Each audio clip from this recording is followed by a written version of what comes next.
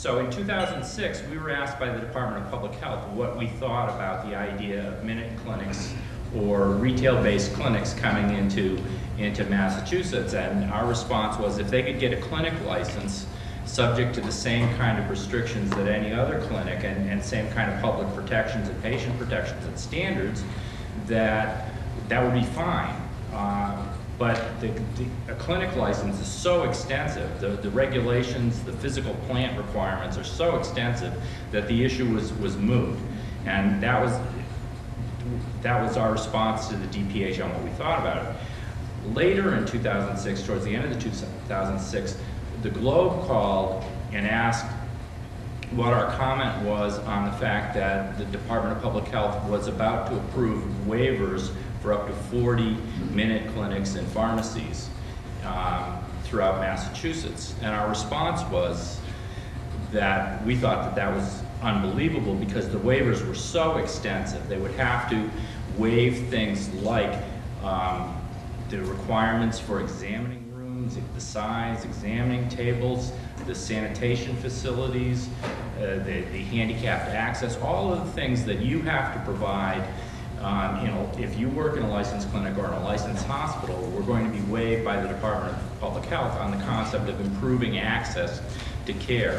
And we had a huge issue with that because it was a question not simply of access to care, but access to what kind of care and what quality.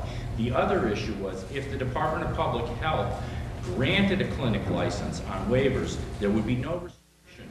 It would be a full clinic license. So what we were concerned about was that someone could come in and ask for a waiver with a limited service list, but then that would be completely open as to what they could do because the department doesn't have the authority really to regulate what's done once a full clinic license is granted, because they don't really regulate physicians, they don't regulate nurse practitioners, they don't regulate PAs, they don't really have the authority. So we were very, very concerned about this and raised a lot of questions about it. Eventually what happened was that we were able to go to the press with the help of our public relations department at the Medical Society. We were able to go to the press on this issue.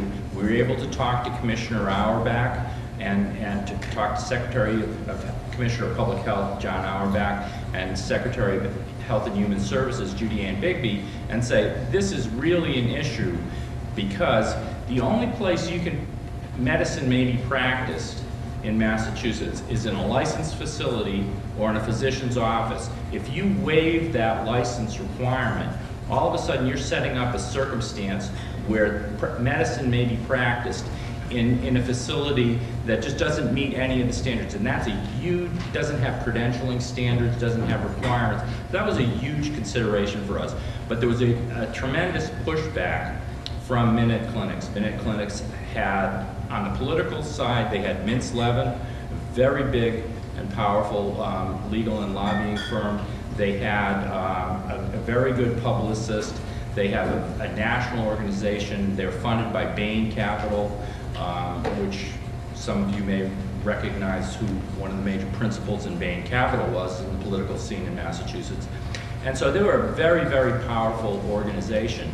And they were coming forward with the idea that they would do the work that you didn't want to do. They would do the work, they would see the patients, they would come in and make access and affordability simpler for people, and that they would treat very simple concerns. What we were concerned about particularly was what would be the qualifications of the individuals working, what would be the scope of practice, what would be the ability for follow-up care, what would be the ability to make an assessment of a complex issue and do a full diagnosis, what would be the willingness and the capacity of these clinics to refer patients who needed referral. How are all these issues going to be addressed? The final regulations went into effect were approved January 28th. January of 2008, and the Public Health Council sent the initial ones that were proposed by the department staff back, and in response to a number of the questions and the testimony There was testimony in Boston, very extensive testimony. There was testimony also in Worcester.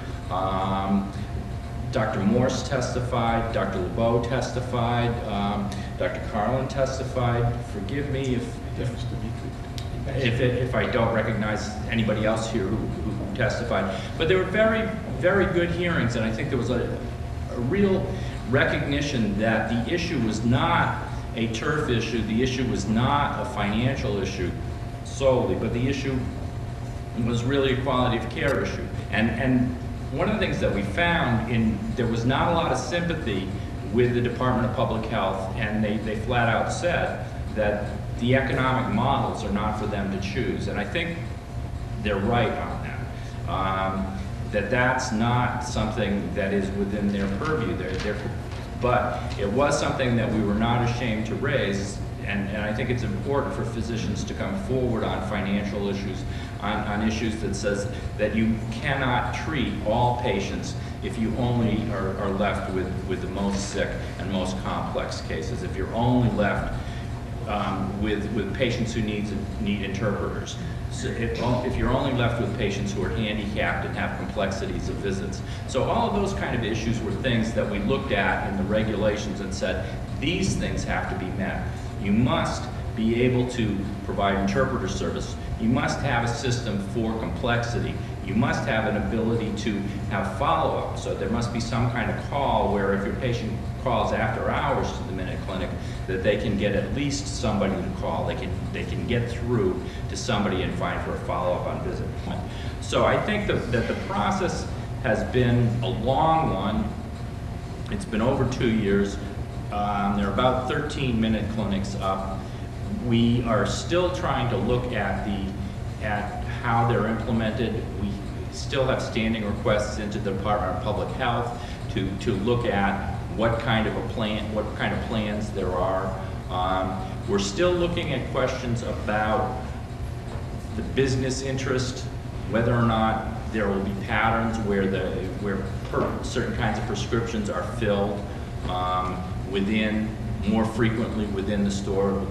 We raised significant issues about the conflict with the pharmacy being in the same place as the prescribers.